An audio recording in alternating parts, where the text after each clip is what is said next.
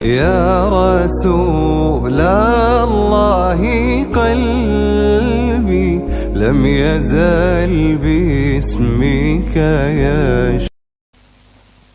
نحمده ونصلي ونسلم على رسوله الكريم اما بعد فاعوذ بالله من الشيطان الرجيم بسم الله الرحمن الرحيم ان الله وملائكته يصلون على النبي يا ايها الذين امنوا صلوا عليه وسلموا تسليما اللهم صل على سيدنا ومولانا محمد وبارك وسلم صلاة وسلام عليك يا رسول الله صلی اللہ تعالی علیہ وسلم. الحمدللہ آج کی تراویح میں قرآن پاک کے 29 پارے مکمل ہو چکے ہیں.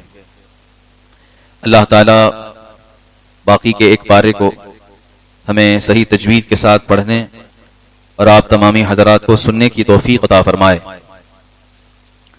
عزیزان مکرم، آج بہت ساری سورتوں کی تلاوت ہم نے کیا. خاص طور سے 29ویں پارے کی پہلی سورت جس کو سورہ ملک کہا جاتا ہے، جس کو آپ عام زبانوں میں تبارک کہتے ہیں. یہ وہ سورہ ہے جس کے متعلق نبی پاک صاحب الاولاق صلی اللہ علیہ وسلم فرماتے ہیں جو سورہ ملک پڑھنے کی عادت ڈالتا ہے اللہ تبارک و تعالی اس کی قبر میں روشنی ہی روشنی عطا فرماتا ہے. اس لیے جب کسی کا انتقال ہوتا ہے تو ایصال ثواب میں سورہ ملک بھی زیادہ پڑھا جاتا ہے، کیونکہ نبی پاک صلی اللہ علیہ وسلم نے اس سورت کے پڑھنے کی ترغیب دی ہے اور فرمایا ہے کہ یہ سورت قبر والوں کو عذاب سے بچاتی ہے. ایک صحابی کے متعلق روایت میں یہ بات آتی ہے کہ ایک سفر پر وہ جا رہے تھے اور رات کا وقت ہوا تو میدان میں انہوں نے خیمہ گاڑ دیا. آج کے زمانے کی طرح ماحول تو نہیں تھا کہ جہاں بھی چلے جائیں آپ کو گیسٹ ہاؤس مل جائیں گے. اس زمانے میں کوئی گیسٹ ہاؤس نہیں، سرائے خانہ بہت کم ہوتا تھا. راستے میں نیند آئی تو انہوں نے اپنا ٹینٹ جو ہے وہ زمین میں نصب کر دیا. اس کے بعد رات کو جب وہ سونے لگے تو رات میں سورہ ملک کے پڑھنے کی آواز آ رہی تھی، سورہ ملک کی تلاوت کی آواز آ رہی تھی. وہ گھبرائے کہ یہ کہاں سے آواز آ رہی ہے.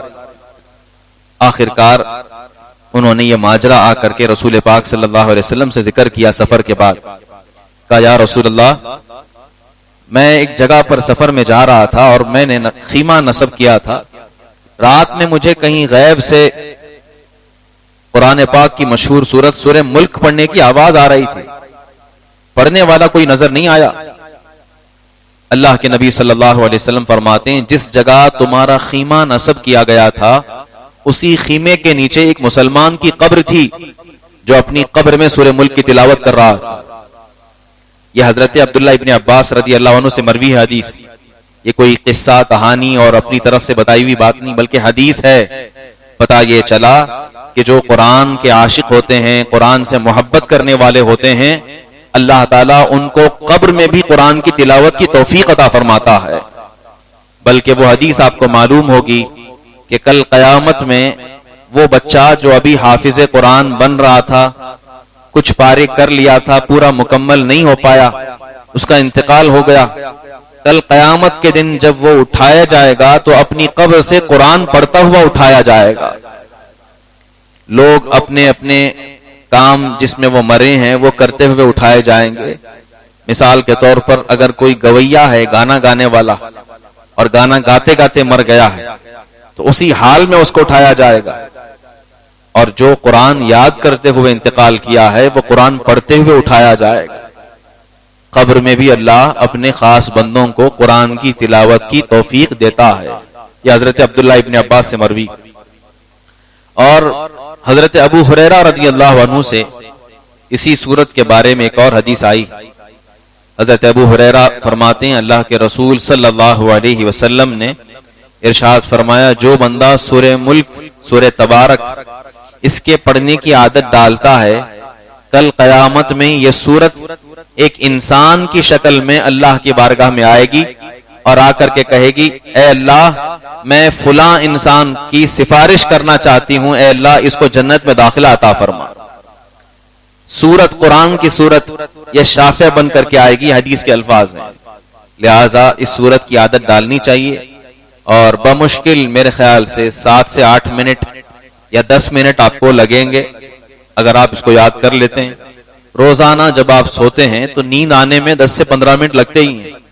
سورہ ملک کی عادت اگر آپ ڈالیں گے انشاءاللہ اس کی برکتیں آپ دنیا میں بھی محسوس کریں گے اور آخرت میں بھی اس کی تبدیلیاں انشاءاللہ نبی کے فرمان کے مطابق ضرور ہم محسوس کریں گے. اللہ تعالی ہم سب کی قبروں کو منور و مجلا فرمائے. آج ہم نے بہت ساری سورتیں تلاوت کی، جن میں سے سورہ جن ہے اور سورہ مزمل ہے، سورہ مدثر ہے، سورہ مرسلات ہے، اور اس کے علاوہ اور بھی بہت ساری سورتیں ہم نے تلاوت کی. میں ایک خاص آیت کو ذکر کرنا چاہوں گا جس میں اللہ تبارک و تعالی نے بتوں کے متعلق ذکر کیا ہے، اور اللہ فرماتا ہے کہ زمانے جاہلیت میں جن بتوں کی یہ لوگ پوجا کرتے تھے وہ 5 طریقے کے بت تھے. بت جانتے ہیں آپ؟ مجسمہ، اسکلپچر، جس کو تراش کر کے یہ اپنا بھگوان مان کر کے رکھتے ہیں. آپ انڈیا والوں کا مت سوچئے، بلکہ عرب میں بھی ایسا ماحول تھا اور وہ لوگ بتوں کی پوجا کرتے تھے. ان بتوں کے نام بھی قرآن میں آئے. اللہ فرماتا ہے وَيَغُوثَ وَيَعُوقَ وَنَسْرًا وَقَدْ أَضَلُّوا كَثِيرًا وَلَا تَزِدِ الظَّالِمِينَ إِلَّا ضَلَالًا. کیا مطلب؟ یغوث، یعوق، نصر، اس طرح کے اور بھی جو نام ہیں یہ بتوں کے نام آئے ہیں، اور یہ وہ لوگ ہیں جن کے بارے میں حدیث میں ملتا ہے نبی پاک صلی اللہ علیہ وسلم فرماتے ہیں کہ کافی سال پہلے حضرت نوح علیہ السلام کے زمانے میں کچھ لوگ ایسے تھے جو بہت نیک اور پرہیزگار تھے، بہت اچھی ان کی عادتیں تھیں. اس زمانے کے جو نبی حضرت نوح علیہ السلام ان کے فرمان پر وہ عمل کرتے تھے، لیکن دھیرے دھیرے جب بوڑھے ہونے لگے تو ان کے خاندان والے محسوس کرنے لگے کہ اب کچھ دن کے بعد ان کا انتقال ہو جائے گا، یہ ہمارے درمیان نہیں رہیں گے، لہذا ان کی یادگار تو کچھ نہ کچھ باقی رہنا چاہیے. یہ 5 لوگ تھے جن کے نام میں سے یغوث ہے، یعوق ہے، نصر ہے. کہا گیا کہ یہ اتنے زیادہ نیک اور پرہیزگار تھے کہ ان کے چاہنے والے بہت زیادہ تھے اور لوگ ان کو بہت پسند کرتے تھے. ظاہر سی بات ہے کوئی بھی ایک آدمی اگر عبادت میں مشہور ہو جائے تو کچھ نہ کچھ اس کے فالوورز بن جاتے ہیں، اور اس زمانے کی جو انسانوں کی عمر تھی وہ ہزاروں سال ہوتی تھی، کسی کی 1500 سال، کسی کی 950 سال. حضرت نوح علیہ السلام کی عمر قرآن میں ہے، اللہ فرماتا ہے ہم نے 950 سال ان کو مبعوث فرمایا تھا. 950 سال. یہاں تو 50-60 کے بعد زندگی ختم ہے. 950 سال ان کی زندگی ہوتی تھی، اور ان کی ہائٹ، ان کا قد بھی کافی لمبا ہوتا تھا. دنیا میں آبادی بہت کم تھی. وہ بھی عمر اللہ نے عطا فرمائی تھی، یہ بھی عمر اللہ نے عطا فرمائی. اور لوگ ایسا نہ سمجھیں کہ اللہ نے ہمارے ساتھ ناانصافی کی ہے. ذہنوں میں خیال آئے گا کہ ان کو 950 سال، ہم کو صرف 60 سال، تو وہ بھی کہہ سکتے ہیں کہ ان کو ایروپلین اور ہم کو پیدل چلنا پڑتا ہے. ان کے زمانے میں کوئی پلین نہیں تھا. اگر ان کو اپنی بیٹی سے ملنے جانا ہوتا تو 3-4 دن سفر کرنا پڑتا، اور آپ کو اگر اپنی بیٹی سے ملنا ہو چاہے وہ دوسری کنٹری میں ہو آپ 4 گھنٹے میں پہنچ جائیں گے. تو اللہ رب العزت نے اس دنیا کو سمیٹ دیا. وہ جو چیزیں کئی سالوں میں نہیں کر پاتے تھے وہ ہم مہینوں میں کر دیتے ہیں. اللہ رب العزت کبھی بھی ناانصافی نہیں فرماتا بلکہ عدل فرماتا ہے. اس سے بہترین عدل کرنے والا کائنات میں کوئی ہے ہی نہیں، اس سے بہترین انصاف کرنے والا کوئی نہیں. بہرحال نبی پاک صلی اللہ علیہ وسلم فرماتے ہیں، حدیث میں ملتا ہے کہ حضرت نوح علیہ السلام کی قوم میں کچھ لوگ تھے جو بہت نیک اور پرہیزگار، اچھی عادتوں کے تھے. جن میں سے ایک کا نام ہے ود، دوسرے کا نام ہے سوا، تیسرے کا نام ہے یغوث، چوتھے کا نام ہے یعوق، پانچویں کا نام ہے نصر. یہ 5 نام قرآن میں آئے. یہ نیک لوگ جب انتقال کر گئے تو ان کے جو فین تھے، ان کو جو ماننے والے تھے، ان کے فالوورز تھے، متبعین تھے، وہ ان کی یاد میں رونے لگے کہ وہ چلے گئے جو ہمیں اللہ کی راہ پر لے جاتے تھے، پرہیزگار تھے، اچھے انسان تھے. رونے لگے، ان کی یادیں بہت ستانے لگیں. تو شیطان ایک بوڑھے کی شکل میں ان کے سامنے آیا اور آ کر کے اس نے کہا کہ کیا میں تمہیں کوئی ایسا طریقہ نہ بتاؤں کہ تم اپنے ان جن کو تم مانا کرتے تھے ان کو دیکھ سکو؟ انہوں نے کہا انتقال کے بعد بھی دیکھ سکیں گے؟ اس نے کہا ہاں، میں کوئی ایسی چیز بتاتا ہوں کہ انتقال کے بعد بھی تم ان کو دیکھ سکو گے. آپ دیکھ سکتے ہیں کسی کو انتقال کے بعد؟ نہیں دیکھ سکتے. اس نے کہا شیطان نے میں دکھاؤں گا. کیسے؟ اس نے کہا کہ دیکھو میں بہت ماہر ہوں، میں پتھروں کو تراش کر کے ان کے جیسا جسم بناؤں گا، ان کے جیسا اسکلپچر بناؤں گا ان کے نام کا. اور واقعتاً اس نے ان 5 ناموں کے اسکلپچر بنائے، بت بنائے. اس کے ود کے، سوا کے، یغوث، یعوق، نصر، یہ 5 نیک آدمی. ایک روایت کے مطابق حضرت آدم کی نسل نے یہ کیا تھا. ایک روایت یہ ہے جو میں ذکر کر رہا ہوں. تو ان کے جو چاہنے والے تھے، ان کے جو خاندان والے تھے، وہ تو دیوانے ہو گئے. انہوں نے کہا کہ ہم جن سے محبت کرتے تھے، وہ جو انتقال کر گئے تھے، ان کے انتقال کے بعد بھی بالکل وہ انسان کی طرح ہمیں سامنے نظر آ رہے ہیں. ظاہر سی بات ہے، پتھر کو آپ تراشیں گے بالکل وہ مجسمہ دکھے گا، انسان کی طرح دکھے گا. کہا کہ بس حرکت نہیں کر رہا ہے لیکن سیم ہے. وہ اسے اٹھائے، عزت کے ساتھ اپنے اپنے گھروں میں لے جا کر رکھ دیے اور بڑا ان کا احترام کرتے تھے، بڑی عزت کرتے تھے، بڑی تکریم کرتے تھے. زمانہ بیتتا گیا، سال گزرتے گئے. اب یہ جو لوگ ان چیزوں کو اپنے گھروں میں رکھے تھے، صرف عزت کے لیے رکھے تھے کہ ہم جن کو مانتے تھے ان کے یہ بت ہیں، لیکن ان کی آنے والی نسلیں وہ نہیں سمجھ سکیں کہ وہ کون ہیں. ان کو بس اتنا پتا تھا کہ ہمارے باپ دادا ان کو دیکھ کر دعا کرتے تھے اور یہاں بیٹھا کرتے تھے اور ان پتھروں سے محبت کرتے تھے. لہذا آنے والی نسلیں یہ سمجھنے لگیں کہ دراصل یہی خدا ہیں، یہ خداؤں کی مورتیاں ہیں. یہی وجہ تو آج قبروں پر جا کر سجدہ کرنے سے جو ہم منع کرتے ہیں. کیوں منع کرتے ہیں؟ اللہ حضرت نے صاف لکھا کسی بھی مزار پر جانے کے بعد رکوع کے حد تک بھی اگر آپ جھک جاتے ہیں تو یہ حرام ہے. سجدہ کرنا تو بہت دور کی بات. کیوں؟ آج اگر آپ رکوع کی حد تک جائیں گے، کل سجدہ کریں گے اور کل آنے والی نسلیں 10-15 سال کے بعد وہ سمجھیں گی کہ نبی کچھ نہیں، اللہ کچھ نہیں، جو کچھ ہے یہ ولی اللہ ہی ہے، اور پھر انسان کفر میں چلا جائے گا. اس لیے اولیاء کرام سے محبت ضرور رکھو، لیکن کفر کرنے کی، ہمیں شرک کرنے کی اجازت نہیں ہے. آپ دن بھر وہاں بیٹھے رہو، قرآن کی تلاوت کرو، لیکن جھکنا صرف اللہ کی بارگاہ میں، سجدہ صرف اللہ کی بارگاہ میں، بلکہ جھکنا اللہ کے رسول کی بارگاہ میں بھی جائز نہیں. کیا مدینہ آپ جائیں گے تو حضور کی بارگاہ میں سجدہ کر سکتے؟ جبکہ ان کا مرتبہ تو اتنا بلند ہے کہ اللہ کے بعد سب سے بڑا مرتبہ دنیا میں کسی کا ہے تو محمد رسول اللہ کا مرتبہ. سب سے بڑی درگاہ دنیا میں کہاں ہے؟ مدینہ شریف میں ہے. لیکن کیا وہاں سجدہ کر سکتے ہیں آپ؟ نہیں. پھر کیوں ہم اپنے آس پاس کے علاقوں میں درگاہوں میں جا کے سجدہ کر دیتے؟ کبھی نہیں سوچتے. سجدہ کرنا صرف اللہ کے لیے جائز ہے. ان کی قوم نے یہی کیا. حضرت نوح علیہ السلام کی قوم، انہوں نے ان بتوں کو سجدہ کرنا شروع کیا. وہ سمجھنے لگے کہ ہمارے باپ دادا جن کو دیکھ کر کے محبت کرتے تھے، شاید یہی جو مجسمے ہیں یہی ہمارے خدا ہیں. دھیرے دھیرے دھیرے بت پرستی کا آغاز ہو گیا. آج دنیا میں آپ دیکھتے ہیں کہ ہر طرف بت پرستی ہے اور لوگ بتوں کی پوجا کر رہے ہیں، تو اس کا آغاز یہاں سے ہوا ہے. ورنہ آپ سوچیں سب سے پہلے انسان کون ہے؟ حضرت آدم علیہ السلام جو اللہ کے نبی ہیں. ہونا تو یہ چاہیے تھا کہ بت نہ ہوتے، ایک نبی کی نسل سے ہم پوری دنیا کے انسان، لیکن بتوں میں کیسے پڑ گئے؟ وجہ یہی تھی کہ انہوں نے ان بتوں کو، ان اسکلپچر کی عبادت کرنا شروع کر دیا. اب وہ جو بت ہیں اس کی تھوڑی تفصیل میں آپ کے سامنے ذکر کرتا ہوں. وہ بت پھیلتے گئے، اس کے مجسمے جو ہیں اس کے کاپی پیسٹ ہوتے رہے. الگ الگ قبیلے آتے رہے، انہوں نے دیکھا کہ ایسا کرتے ہیں یہ لوگ، کہا کہ ہمیں بھی اس کا بت چاہیے، تو وہ تھوڑا چھوٹا بت بنانے لگے، ویسا ہی بنا کر کے اپنے گھروں میں لے جانے لگے، اپنے گاؤں میں لے جانے لگے. ایسے کرتے کرتے پوری دنیا کے اندر بت پرستی عام ہو گئی، حتیٰ کہ ہر ایک بت کا ایک الگ الگ قبیلہ بن گیا. ایک الگ الگ خاندان بن گیا. کئی ہزار سال تک یہ چیزیں چلتی رہیں, بیچ میں انبیاء کرام آتے رہے اور منع کرتے رہے. نبی پاک صلی اللہ علیہ وسلم تک یہ سلسلہ چلتا رہا. میں نبی پاک کے زمانے کی بات بتاتا ہوں.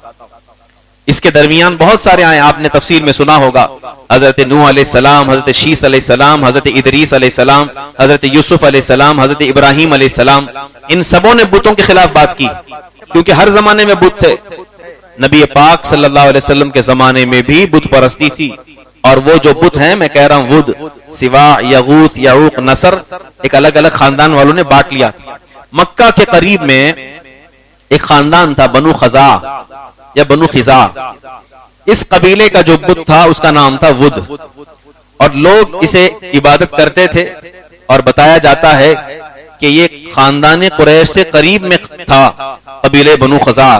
تو قریش والوں نے دیکھا دیکھی میں اس چیز کو ایکسپٹ کر لیا اور خانہ کعبہ میں بت کو لا کر رکھ دیا.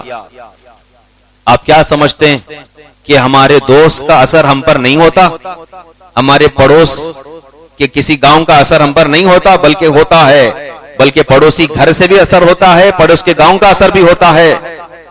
حتیٰ کہ وہ گاؤں والے جو کر رہے ہیں وہ دیکھ کر کے ہمارے بچے سیکھتے ہیں. اگر وہ اچھا کر رہے ہیں تو اچھا سیکھیں گے, برا کر رہے ہیں تو برا سیکھیں گے.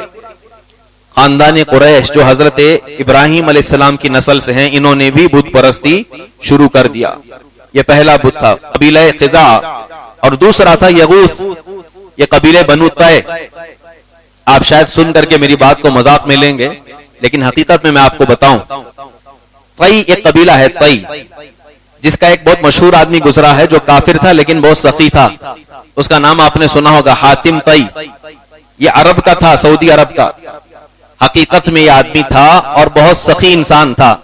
اور میں آپ کو بتاؤں مزے کی بات کہ حاتم طئی کا سگا بیٹا رسول پاک صلی اللہ علیہ وسلم کے صحابی رسول ہیں, حضور کے صحابی ہیں. وہ قبیلے بنو طے کے رہنے والے تھے اور وہ نبی پاک صلی اللہ علیہ وسلم کی بہت تعریف کیا کرتے. تو قبیلے بنو طے جو امیروں کا خاندان تھا, ان کا جو بت تھا اس کا نام تھا یغوث. وہ اس کی پوجا کرتے تھے, اور اس کی شکل جو ہے وہ شیر کی طرح انہوں نے بنائی تھی. اور تیسرا جو ہے سوا, اس کی شکل عورت کی طرح تھی. یہ قبیلے بنو حزیل اس کی پوجا کرتے تھے. اسی طرح یعوق, یہ قبیلے بنو حمدان, اس کی جو شکل تھی بتایا جاتا ہے کہ گھوڑے کی طرح تھی. اور آخر میں بچ جاتا ہے نصر, یہ قبیلے بنو حمیر کا تھا. اس کی جو شکل بتائی گئی وہ گدھے کی طرح تھی. انسانوں سے گدھے اور جانور کی شکلوں میں تبدیل ہوتا گیا, اور بعد میں لوگ انہی کو دیوتا, انہی کو ماتا سمجھنے لگ گئے. اور دھیرے دھیرے سالوں سال بڑھتے گئے اور لوگ ان چیزوں میں پڑھتے گئے. کوئی ایویڈنس ان کے پاس نہیں ہے, کوئی پروف ان کے پاس نہیں ہے, جو بھی لوگ بت پرستی کرتے ہیں, کہ یہ کب سے آغاز ہوا اور کس نے شروع کیا. حالانکہ یہ جو کچھ ذکر آیا ہے کسی انسان نے محفوظ نہیں کیا, بلکہ قرآن میں اللہ نے بتایا ہے. تو ہمیں معلوم ہوا ہے, اللہ کے رسول صلی اللہ علیہ وسلم نے بتایا, اور بھی دیگر جو کتابیں آسمان سے آئیں ان میں بھی ان چیزوں کا ذکر آیا, اور یہاں سے بت پرستی کا آغاز ہوا. حتیٰ کہ سعودی عرب میں مکہ المکرمہ میں حضرت ابراہیم علیہ السلام نے اپنے ہاتھ سے خانہ کعبہ کو بنایا. اس اللہ کے گھر میں 360 بت رکھے ہوئے تھے, مجسمے رکھے ہوئے تھے. اور جانتے ہیں سب سے پہلا آدمی کون تھا جو لایا تھا؟ عمر بن لحی نام تھا اس کا. میں بچوں کو پڑھا رہا تھا, میرا سبجیکٹ تھا اس کے متعلق اصول تفسیر کا, اس میں یہ بات آئی تھی. عمر بن لحی نام تھا, اور وہ بڑا بزنس مین تھا, تاجر تھا. مکہ سے مال تجارت لے کر کے دور دراز یمن, صنعاء, الگ الگ جگہوں پر جایا کرتا تھا. جب یمن وہ جا کر کے دیکھا تو وہاں پر وہ قبیلہ آباد تھا جو قبیلہ لات, منات, عزا, یعوق, ان چیزوں کی عبادت کیا کرتے تھے. اور بعل نام کا ایک بت تھا جس کی وہ پوجا کرتے تھے. جب یہ عمر بن لحی وہاں پر آیا, اس نے دیکھا کہ یہ بت ہیں. اس نے پوچھا یہ کیا ہے؟ لوگوں نے بتایا کہ یہ ہمارے بھگوان ہیں, یہ ہمارے خدا ہیں, ان سے مانگو تو بارش برستی ہے, ان سے مانگو تو ہمارے کھیتوں میں فصلیں آتی ہیں.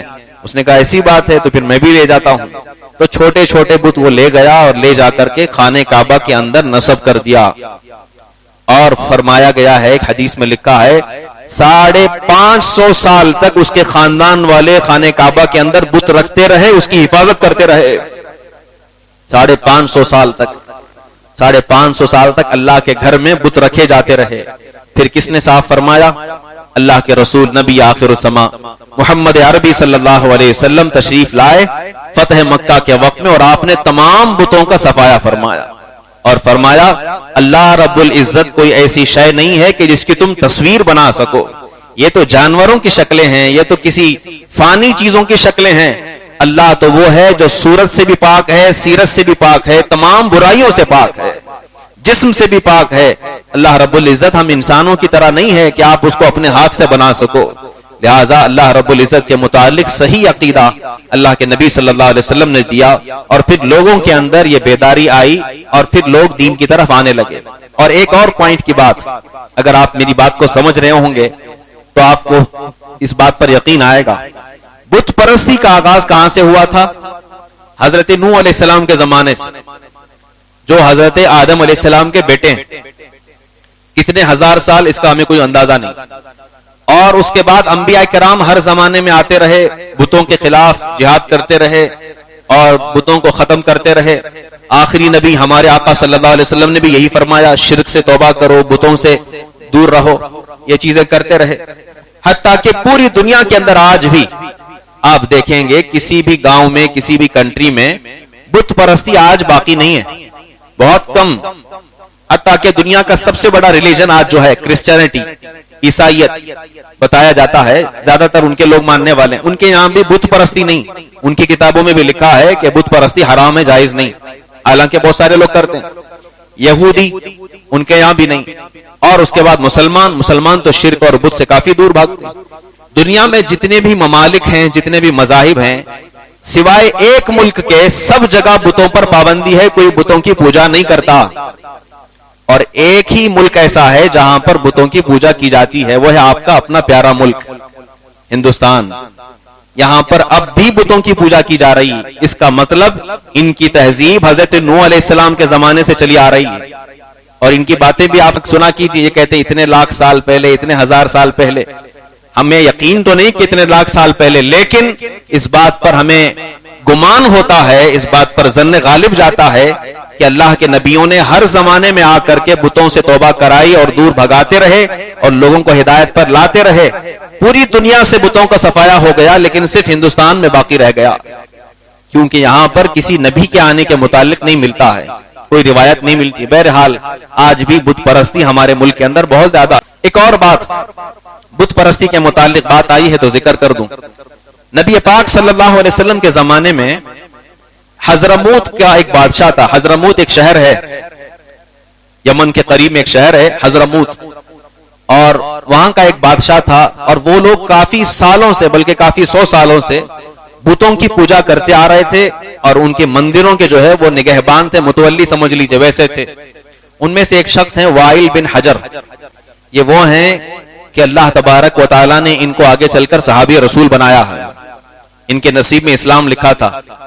یہ فرماتے ہیں ایک مرتبہ میں رات کو سو رہا تھا، میں نے دیکھا میرے جو کمرے میں بت رکھا ہوا تھا، میں اپنے مندر میں ہی سوتا تھا، میرے کمرے میں نے دیکھا کہ جو بت تھا ہمارا وہ اتنا مہنگا تھا کہ موتیوں سے بنایا ہوا تھا، موتیوں سے یا یاقوت سے بنایا ہوا تھا، چمکدار تھا، اور کافی سالوں سے ہم، ہمارے باپ دادا، ان کے باپ دادا سب اس کی پوجا کرتے تھے، ہم پجاری تھے۔